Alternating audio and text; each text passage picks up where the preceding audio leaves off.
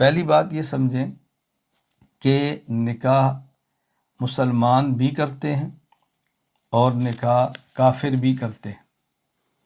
مسلمانوں کے ہاں نکاح عبادت ہے اور کفار کے ہاں نکاح عیاشی ہے۔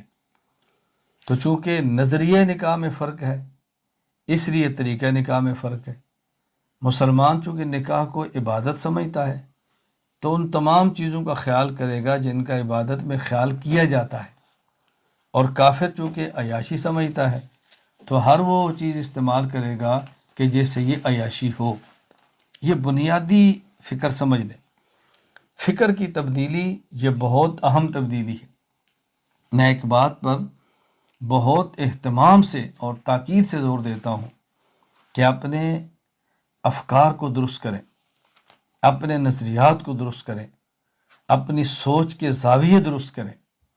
جب ہمارے سوچ کے زاویے درست ہوں گے تو پھر تمام معاملات کو چلانا بہت آسان ہوگا۔ تو مسلم کے ہاں نکاح عبادت ہے اور غیر مسلم کے ہاں نکاح عیاشی ہے۔